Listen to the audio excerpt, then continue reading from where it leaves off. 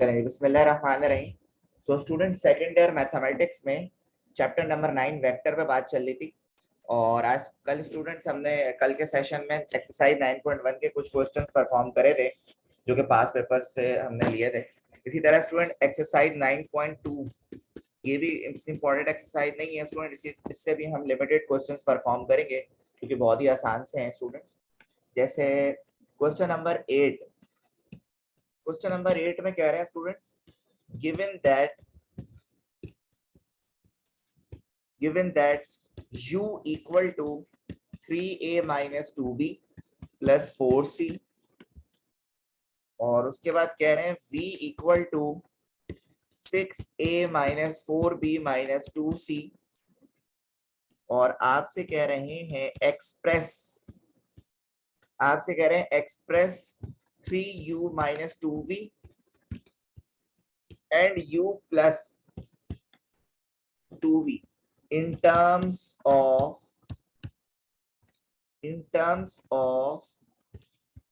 A, B and C। सही, जिसमें part 1 आपको दिया हुआ है, कह रहे हैं 3u minus 2v निकालो। आपने कहा सर इसमें कौन सी बड़ी बात है, u की आपको वेक्टर दिया हुआ है, v का वेक्टर दिया हुआ है। सही है, सिंपल, आपने 3u minus 2v निकाला। तो आपने सबसे पहले लिखा 3u minus 2v। 3u की वैल्यू आपके पास है 3a minus 2b plus 4c minus 2v। तो 2 लिखा, v लिखा आपने 6a minus 4b minus 2c। तो ये हो गया 6a minus 3 2 6b plus 3 4 12c। इसी तरह ये हो गया minus 12a plus 8b plus 4c। तो जब देखो 6a और माइनस का 12 है तो बचेगा आपके पास कितना हो जाएगा स्टूडेंट, 9a हो जाएगा। कितना हो जाएगा, 9a हो जाएगा माइनस। ठीक है, तो आपने लिखा भाई 9a, माइनस का 6b प्लस का 8b तो प्लस का 2b। इसी तरह बेटा आपके पास प्लस का 12c प्लस का 4c 16c। ठीक है, अच्छा 6 माइनस 12, ए को देखना पड़ेगा अभी यहाँ पे। अच्छा देखो 3 3 9a होगा, ये सही सही सही, 3 3 9a होगा। ठीक है ठीक है, 9 माइनस 12 तो ये हो जाएगा फिर माइनस 3 है। ठीक है ठीक है, तो ये आपका आ गया भाई पहला पार्ट का आंसर। उसके बाद कह रहे हैं u प्लस 2v निकालो, ये भी बहुत आसान, कोई इसमें कुछ करना ही नहीं है यार।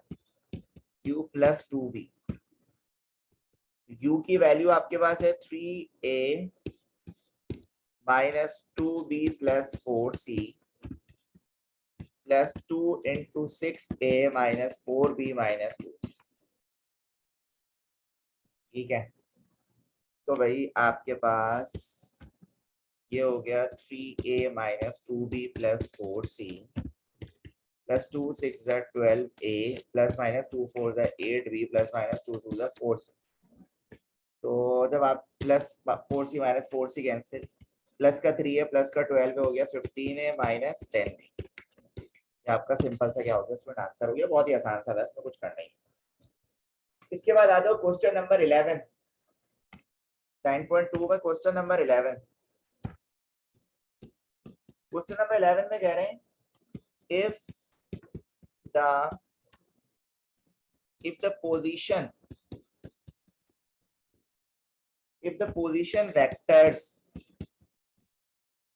position vectors of S, T and U are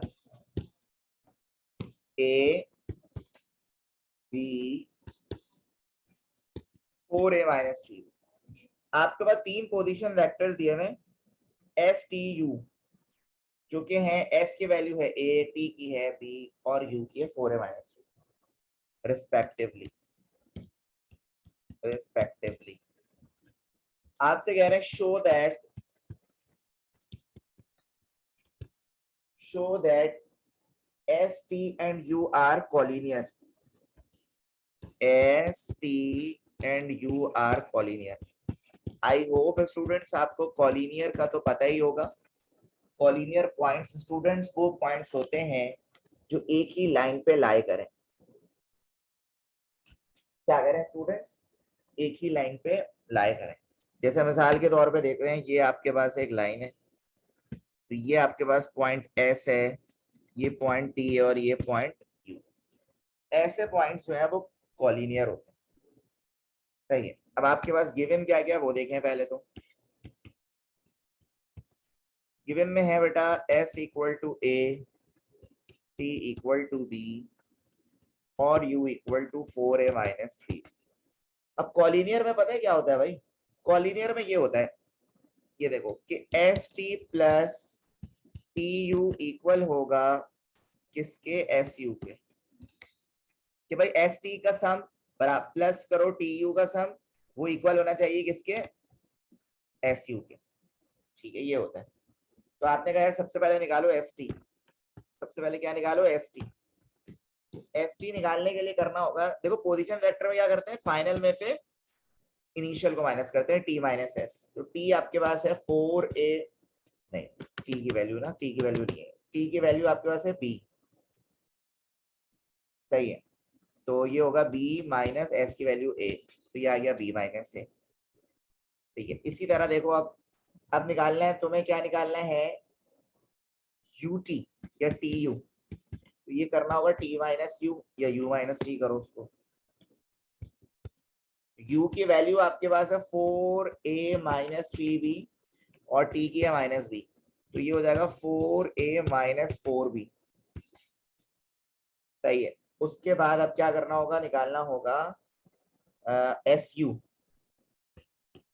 ये होगा u माइनस एस। ठीक है, तो बेटा u की वैल्यू है 4a-3b और वो है -a, ये हो जाएगा आपके पास 3a-3b। तीनों आ गए। तो बेटा अब आपके पास ये है S T plus T U equal to S U. तो एस टी की वैल्यू है b minus A, T U की वैल्यू है 4a-4b और एस यू आपके पास है 3a-। ठीक है, तो बेटा जब आप इसको सॉल्व करोगे, देखो माइनस का है प्लस का 3a, b माइनस ये हो गया माइनस का 3b, और देखो दोनों आंसर क्या आ रहे हैं, बराबर आ रहे हैं। दोनों आंसर क्या आ रहे हैं स्टूडेंट्स, बराबर आ रहे हैं। तो ये प्रूव्ड हो गया कि ये आपके पास क्या है, कॉलिनियर है। ये आपके पास क्या है स्टूडेंट्स, कॉलिनियर है। चलिए जी, बिस्मिल्लाह रहमान रहीम। तो स्टूडेंट एक्सरसाइज 9.3 शुरू कर रहे हैं, और सबसे पहले क्वेश्चन नंबर 1 का पार्ट 1 कर रहे हैं स्टूडेंट। बहुत ही आसान है, आपको ए बी सी की वैल्यू दी हुई है स्टूडेंट्स, वेक्टर फॉर्म में, आई जे के फॉर्म में दिया हुआ है स्टूडेंट्स। ठीक है, ए बी सी दिया हुआ है, और पहला पार्ट है आपके पास 3a प्लस 2b। इसको कैलकुलेट करना है बेटा आपने ना, यहाँ पे कर रहा हूँ मैं, 3a प्लस 2b। तो बेटा आपने लिखा 3, ए का वेक्टर, ए की वैल्यू है i plus 2j plus k plus 2। b की वैल्यू स्टूडेंट आपके पास है 3i माइनस 5j। ठीक है, बेटा मल्टीप्लाई कर लो, ये हो जाएगा 3i plus 6j plus 3k plus 2 3 6i minus 2 5 10j। बेटा इसको प्लस करोगे होगा 9i minus 4j plus 3k। ये फाइनल तुम्हारा क्या हो गया, आंसर हो गया। देखो कितना आसान सा था स्टूडेंट्स, सही सिंपल, आपने वेक्टर फॉर्म में आंसर निकाल दिया। फिर मल्टीप्लाई करना था और कुछ नहीं करना था। उसके बाकी के पार्ट भी ऐसी हैं, फिर इसको करने की जरूरत नहीं है। अच्छा जी, उसके बाद आ जाओ क्वेश्चन नंबर 3 पे। क्वेश्चन नंबर 3 में स्टूडेंट्स आपको कह रहे हैं find the magnitude, find the magnitude of